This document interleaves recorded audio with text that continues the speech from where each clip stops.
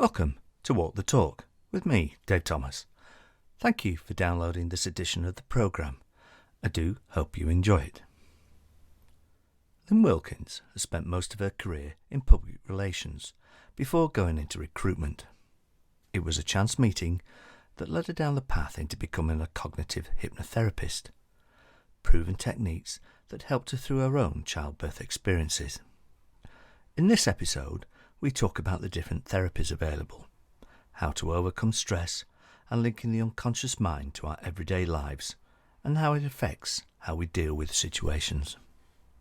At the end of this podcast, Lynne goes through a 7-minute meditation tutorial, helping us to switch off and relax. So join us now in a very snowy Cambridgeshire. So you went from a life of public relations to being a cognitive hypnotherapist now, so just tell me a little bit about that. Okay, well, so for about 5 years I used to work in PR, and then for 20 years I worked in recruitment, and the last 12 years of that I was recruiting PR professionals, which was good when it started, but towards the end of it I got really fed up with it and was looking to do something else. And I'd always wondered about therapy because I'd used hypnotherapy when I was having my babies. Well, the last two, the first one wasn't a great birth, so I wanted to try something different. Used hypnotherapy and had my second child with no pain relief whatsoever. Wow. And he was a 10 and a half pound baby. So I knew hypnotherapy worked, and then later on when I was going through a really bad patch in the end of my recruitment career, I used to sit in my meetings with my therapist and sit there thinking, I'd like to do this, I'd like to do that, because I've always liked working with people, love solving problems, so it seemed to fit. Yeah. So I retrained in career coaching first of all, did that for a year, and then I retrained and also did hypnotherapy. So I do the two things now. Okay. And cognitive hypnotherapy is a bit different to traditional hypnotherapy. I didn't even know when I started that it was the same therapy that I'd used when I'd been seeing a therapist myself. Okay. She'd trained in the same thing. Right. It's just weird how that happened. Anyway, so cognitive hypnotherapy combines NLP and hypnotherapy. So what's NLP? Neuro-linguistic programming. Bit of a mouthful. And what that means is working with the way your mind is programmed, basically. Right. So you're looking at the neuro, which is the mind piece, the language, how you're communicating, which shows what's going on in your mind. And then the programming bit is just all that learned stuff and where it comes from. So in cognitive hypnotherapy, what we're doing is trying to help you unlearn what you've learned with your mind, because most of what we do is unconscious. Yes. So it's basically dehypnotising you from your reality that you've created, basically. Right. And all our experience is created. It's not, you will have a different experience in a situation than I will be, even though the same thing is going on. Yes. So it's how is your mind working with it and helping you to unprogram that. Right. We were talking the other day about empathy and the difference between cognitive empathy and emotional empathy. And I was always under the impression that you couldn't teach somebody to be empathetic, but you can apparently. So that was quite interesting. And that was between basically the head and the heart and how we program ourselves to be the people that we are, I suppose. Yes, it is. And it's different from, people sometimes get it confused with cognitive behavioural therapy. Right. And that's quite different. Those therapists are looking to make things conscious. Okay. And deal with it in a conscious way, whereas I would go about it in the opposite way. I'd be looking straight to go to the unconscious. I mean, they both work for people, but to me it makes sense at least to go for what we spend most of our time doing, which is a bit worrying in a way. We spend most of our time going around on an automatic pilot, and it's the same thing you do when you drive somewhere that you're familiar with, and you get there and think, oh, I haven't thought about any of this. You don't think about how you get dressed in the morning, do you? Just you don't have to think about that. Most of what we're doing is unconscious. Right. So if you can change things with your unconscious, why would you need to make that? It just makes sense to me. Right. Well, that nicely brings us on to my next question, really. It's about, and people will be quite scared, really, I suppose, about the various therapies and treatments that are available, and the stigma, because I think we said earlier, didn't we? We mentioned the word therapy, and people think, ooh. Well, there are lots of different talking therapies that people can do, and the word therapy for some people could be a bit scary. I suppose it brings up a picture of a psychoanalyst with somebody stretched out on a couch and talking about deepest thoughts and all the rest of it. And sometimes I do talk to people about their deepest thoughts, but it's a very natural way in what I do. It's like it's a very conversational therapy, like we're doing now, really. Yeah, exactly. So I'm trying to understand with people, asking about what's been going on for them, with how they're not consciously making their problem, but what it's made up of, and understanding that. And when we can understand it, we can hopefully undo it. But other therapies will be similar. Most therapists will spend the first session just talking to you about what's been going on. It doesn't involve any horrendous, usually, deep sessions of sobbing and all the rest of it. That's not most people's experience. I have a lot of fun with clients in sessions too. I have a lot of light bulb moments. So it can be a much nicer experience than you might be expecting. Yeah. But there's all sorts of things. There's counselling, which is normally just, talking about and coming to a better understanding about your problems. What I do, it's more about not just talking about it, but how can we change this, given that it's been learned, how can we unlearn it? And the CBT route, which it can be a bit longer of a process for some people, but they work within a certain framework. Yes. But those are the main ones. Those are the main talking therapists, and the psychotherapy, of course, as well. And they do a lot of talking about, and you might be working with a psychotherapist for years on something, but a lot of people get a lot of results from that. Yeah. So it's a matter of also, I think, when you're thinking about therapy, talking to a number of people, understanding what they do, have a conversation with them on the phone and see what you think. Right. So, how do you see your role then in what you do? Are you there to hold somebody's hand, or is it a lot more than that? Oh, it's a lot more than that. It's working with them. My role is not to do therapy to somebody, it's to help them find their own way. I'm there to give them the tools. And sometimes we might be working on reframing something in the past, but for some people it might be just giving them tools to use in the moment. It might be helping them with anxiety, learning to breathe in a different way. Very often it does mean reframing, because I'd much rather they had a permanent change that wasn't just fast, it lasted. So that's the way I normally work. Okay. Police officers, fire personnel, ambulance crews and other emergency service workers see things throughout their career that perhaps they cannot be unseen. So it's a common theme to process those experiences as being normal in order to cope. So how can we stop ourselves doing that, and how do we recognise colleagues that are struggling to deal with those experiences? Well, I think different people will deal with it in different ways. Now, I was saying about the different realities that people have. Your reality comes from different things. It might first of all come from your senses. It might be from all the learnings you've had across your life, whether that's from childhood or culture, and everybody will make their own sense of things and deal with it in their own way. So what I'm doing when I'm working with clients is to find how they make sense of their world, and how have they made up that world. And if dealing with normalising it works, it's not a problem. It's when it's not normal anymore. Like we were talking last night, weren't we, about how you'd felt things had become unconscious a bit for you. You weren't conscious of what you're doing anymore sometimes. Bit blasé, I suppose. Yeah. So that might be a problem for somebody, but equally some people might be normal most of the time and they might have flashbacks. Yes. Or they might think it's normal and then something will happen and then a memory will come back. And then it will be a problem. Yes. Lots of people have anxiety, in certain situations. Not all situations. It might be in lifts or it might be in crowds, all sorts of things. So, it's tuning into your feelings, and that's really how our body makes sense of the world. Yeah. Certainly the biggest problem in the police at the moment is that people aren't having time to do that.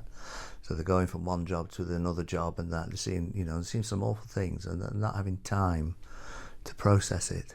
Right. Well, that might come out, in different ways. And time distortion is something that most people will do, and it's one of the main ways that I will use in my hypnotherapy recordings for people, is to use that time distortion in a different way. Now, I was saying you use how people's mind work.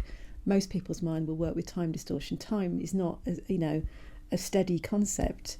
In some situations, when you're really bored, time really drags. When you're really busy, it goes, really, really fast. So we might use that. How useful would it be for weight loss for somebody to notice time getting longer from the last meal they had? I'm not sure how that works in that situation you described, but I think one of the best ways to give yourself a little mental holiday is perhaps something like meditation. So that you're taking stock, or it might be going out for a walk. There will be some situations when you've been through something very stressful, to take time out to feed your mind in a different way, to give it a break. You know, even if it's only 5 minutes. I mean, it's a fantastic app you can buy called Headspace. You can meditate for 10 minutes. You don't need to sit on a cushion in a room for hours on end, you know, chanting. You can just take 10 minutes out. And for police professionals, that might be a great thing to do.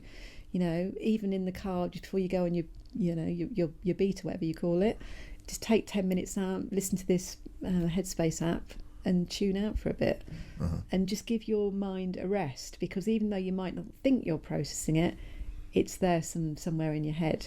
Perhaps, you know, like that sometimes comes out when you're waking up in the night. But I mean, that can be a problem for people as well, busy people, that they, you know, and depending on sort of personality, you can overthink a problem, or if you're just generally busy day to day, then, you know, it's quite difficult to stop the mind thinking, isn't it? Yeah, that's a problem for a lot of clients. I was working with a software programmer recently, and she was having problems getting her mind in the right place to do that. And meditation really helped her just switch off for a bit. And creative people, it's proven that when they're at their best is when they're not trying to be creative. People who write, you know, they'll have their best ideas when they're in the shower or when they're out walking. So taking a little break for your mind is really important. And when you're really focusing on something, you get locked into it. Yes. and cycles of thinking, and it's, you know, it's giving your mind the same care and attention that you give your patrol car. You know, we spend an awful lot of time maintaining cars. We don't generally do the same for our mind, and it's really important. Yes. And also to recognise the signs, you know, and everybody has them. You know, for me, my shoulders will be up around my ears sometimes. You know, I used to notice that working in London, how, you know, I live in a village now, and in the village my shoulders are normally down. When I'm in London, they'll be up and I'll be tense. So what is, obviously dealing with clients every day, what are some of the other common signs that you see when people are exhibiting stress? And some people might be twitchy, some people it will show up in habits, you know, all sorts of addictions that we have. And addiction sounds a scary word, but actually we all have addictions. And it's anything that you do that you know is going to have a negative effect, but you're still doing it. So for me, it might be procrastinating. I'm a great procrastinator. Yeah. For some people, it might be drinking too many cups of tea, for example. They're just habits that you get into.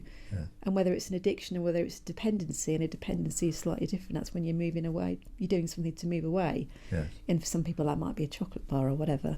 But it, you know, doesn't really solve the reason why you're doing it in the first place. Well, that sort of neatly brings us on to a problem a lot of police officers have, and that is with sleep and looking after themselves both emotionally and physically. So what are some of the things we can do to try and get a better night's sleep? Well, it would be lots of things, lots of simple tips that you probably know, like not drinking too much tea and coffee, anything caffeinated 4 hours before you go to bed. Don't look at your phone for an hour at least before you go to bed. That blue light is lethal to sleep, because your brain gets the impression that it's daylight still and switches back onto its daylight rhythm. Telling yourself, not putting too much pressure on yourself to sleep, that's a big problem for a lot of people. And learning, you know, through the day how to relax a bit more so that you're not going to bed. And you can do simple things like, you know, if you are really worrying about something, write down all your worries on a piece of paper before you ever get near the bed, and just realise the ones that you can do something about. You cross out the ones that you can't do anything about, and try and put them away. But that's a very conscious thing. So the unconscious side is much more important, which, you know, I've worked with somebody with insomnia last year, and we worked out where his mind was making sense of his problems at the moment. And once we reframed those, his sleep improved massively, and he went back to sleeping through the night. So for him, it was just anxiety about what was going on in his work life. So sometimes you need to work on those things, because they'll still be there tucked away in your unconscious, coming out to play at night. So the meditation again is fantastic. Wiggling your toes, that sometimes works for some people. Those kind of meditations, or just visualizations you do with your body, going through from head to foot, whichever way, and tensing the muscles, relaxing them. Just that thing that people do at the end of a yoga session. It's not called the corpse pose for nothing. It's really good. for learning how to relax. And Headspace, the app, they have a fantastic sleep meditation, all sorts of things. Get up for a while and do something really boring and then go back to bed. And sometimes it's a matter of accepting you're getting older, and sleeping through the night may not be natural for you anymore. And if you're going through something like the menopause, ladies, well, it wouldn't be men anyway, but ladies, the menopause, working out what's going on with your hormones sometimes and doing something about that. And there are all sorts of people that offer advice on menopause now, because it's becoming talked about, which is a good thing. Yes. Yeah, a lot of men particularly don't understand. And it doesn't just affect the lady in the relationship, does it? It's a thing that affects the whole family potentially. It does. It has with me, and I think it just explaining and talking about it so people understand it's not you, it's hormones. Yes. But there are things that you can do as well to do that, and it's similar kind of things about relaxing and looking after yourself basically, and sometimes a bit of acceptance that this is a new normal for a while. And there are things you can do with bioidentical hormone creams and all sorts. You don't have to go and have the extreme kind of estrogen replacement from your doctor. There are lots of other things that help. Giving up caffeine is a big one for menopause. Right. Helps massively, yeah. Well, didn't know that. I didn't know that. Finally, peer support is starting to take off within most of the police forces across the country.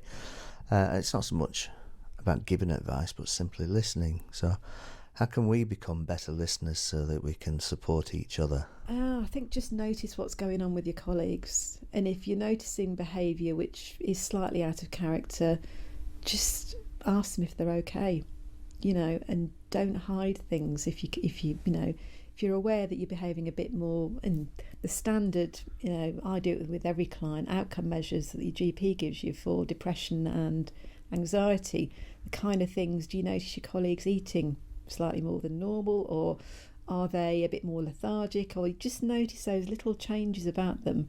Maybe they're more twitchy, and ask them, are they okay?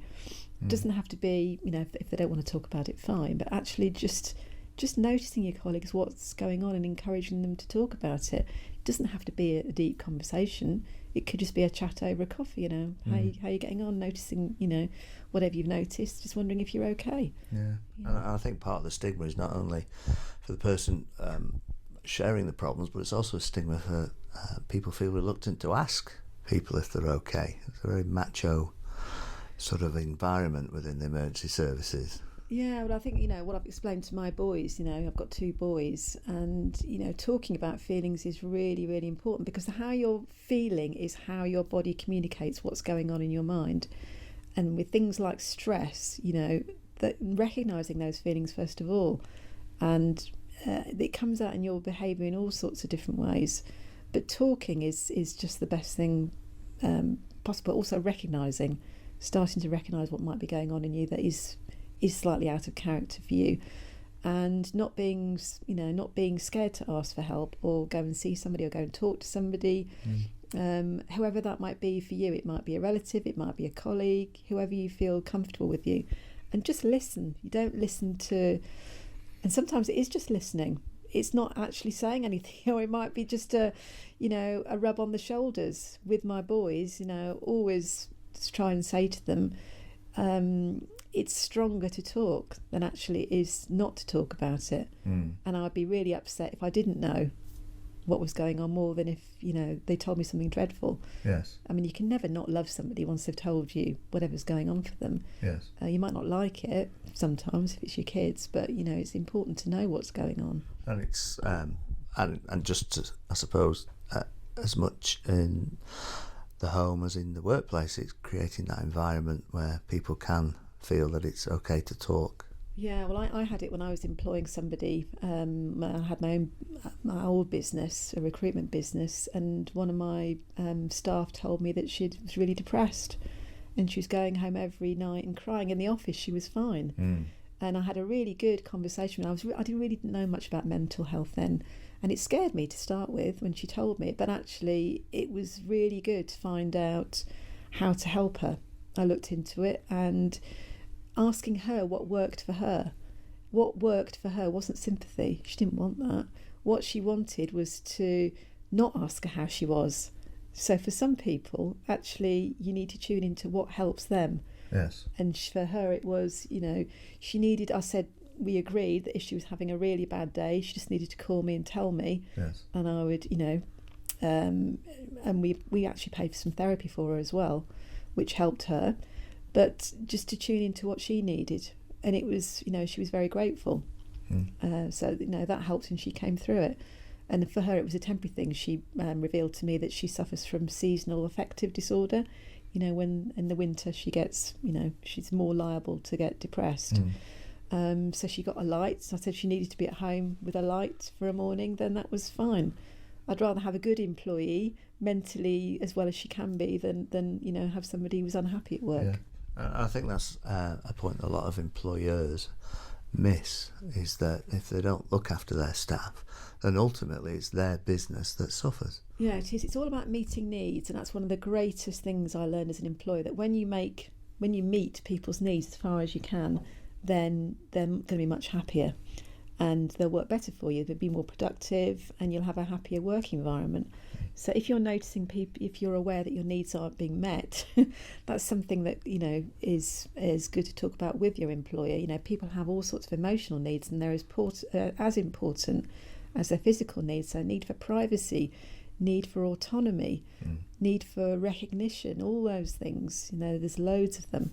They're really, really important. And I worry sometimes things like open plan offices, they don't really meet people's needs for privacy very often. Well, it's interesting to say that, because a lot of businesses are going now towards open plan. Certainly the police force, where there's been criticisms in the past of that closed door policy, like your supervisors and bosses are always in their office, you never see them.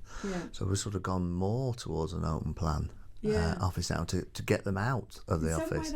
Some way that's good, and you'll have sometimes better communication in teams, but having a room where somebody can go just for 5 minutes to get some headspace is really, really important. And I know when I was working in an office in London, there were days I would have just killed for an hour of peace and quiet somewhere. But that's me. I'm an introvert. I get my energy from being away from people sometimes rather than with lots of people. I need a mix. And for a lot of introverts, working in an open plan office is hell, because they don't get their energy from being around people. Yes. So that's something a lot of workplaces could do, is to tune into the differences that people have in their needs to look after their mental health. I know you're going to do a short meditation tutorial now, so it's over to you. Hello, this is Lynne Wilkins from I Enable You, here to talk you through a really great way to manage stressful feelings. And the more you practice this, the better. At least once a day if you can. And it's called 7-11 breathing. And the reason for that will become apparent a bit later. And no one even has to know that you're doing this. You can do this technique while you're on the tube, while you're sitting at your desk, or perhaps at night before you go to sleep. And once you know how to do this, you might find more and more opportunities to use this when you notice a stressful feeling starting. That moment you get an inkling you're starting to feel stressed about something. And we all have different ways we might notice this starting. For me, it's often tightness in my shoulders. For others, it could be knots or butterflies in their stomach, and some people might notice their heart start to pound. Whatever it is, this is a great way to tone that feeling down when you want to and feel more relaxed. So first of all, please only do this where it's safe to do so, which means not when you're driving or not when you're operating machinery, obviously. In fact, any time or place where you really need to be concentrating on something else. So just settle yourself down and make yourself comfortable wherever you are. And start to be aware of where you are. The weight of your body where you're resting. And if you can, put your hands gently on your tummy. So you can start to notice how far your breath might travel when you breathe in. And that can help you to relax even more. And don't worry if you're not somewhere where that's appropriate. So just start to become aware of your breath now. Starting to notice the breath as it comes in and out, and how this happens naturally and easily. And because you can do this, you could start to notice how you can begin to relax and soften your shoulders down as you do this. Breathing in gently through your nose if you can, and out easily through your nose too if you can. And don't worry if you can't do that for now, just breathe in however you're comfortable and breathe out how you're comfortable. And just starting to relax and soften any tension with your breath, any tension you notice as you do this, because there's nothing for you to do now. Just to accept the breath in and the breath out. And what I'd like you to do now in a moment, when you're ready, is to take a gentle breath in and just count yourself in your head how many counts that takes you. Just take a natural and normal breath in now and count along how long it takes you. So just do that now. Okay. So now you're aware of your breath and the count, how long that took you. And in a moment, I'd like you to breathe in as you did before for the same count of whatever that was. And then breathe out for 4 more counts than you breathed in. And if you can't breathe out for 4 more counts than you breathed in, then please don't worry. Just do what you can. So long as you're breathing out for slightly longer than you breathed in, that's fine.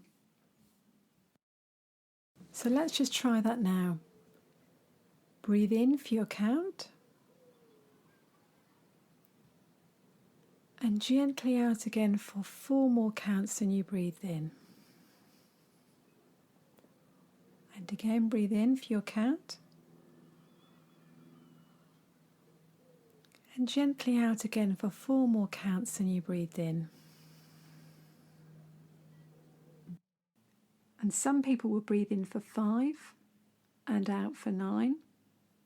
For others it could be in for 7 and out for 11. And that's where the name comes from.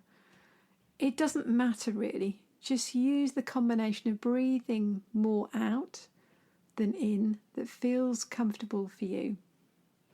We're all different, but what you can do is try and make it slow and easy and as gentle as you can. That's how you'll get the most out of it. So just try that again now. Breathe in for your count, whether that's 7 or 5. And then out again for 11 or 9, or whatever number feels right for you. And each time you do this, your body gets a message that everything's okay. Because breathing out is the way our body knows that we're relaxed. And it will know that it's okay to relax because whatever was bothering you when you breathed in doesn't have to do that now. You're here and it's okay. And if you're somewhere where you can do this, you could also make sure you're breathing in right into your hands on your tummy, using all that space. Gently expanding your tummy out. That's even better. When you do that, you're making sure you're making all of your lung capacity for your breath. And the more you do that, the greater the space your body has to relax and to use all of that relaxing feeling. And if you want to, try taking the breath in through your nose and out through your nose, as that can be even more calming. So just continue to do that, breathing out for longer than you breathe in, and do that for 10 or 20 times when you're practicing. So counting in for 7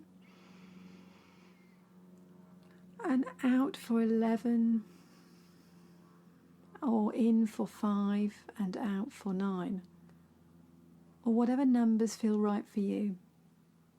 That's all you need to do to help your body understand that it's time to relax. So I really hope that was useful and you enjoyed relaxing with your breath. And before I go, please go ahead and share the link where you found this recording with other people so they can learn how to do this wonderful 7-11 breathing technique too. And I'd love to hear from you how you got on with this. All my contact details are on my website, ienableU-hypnotherapy.com.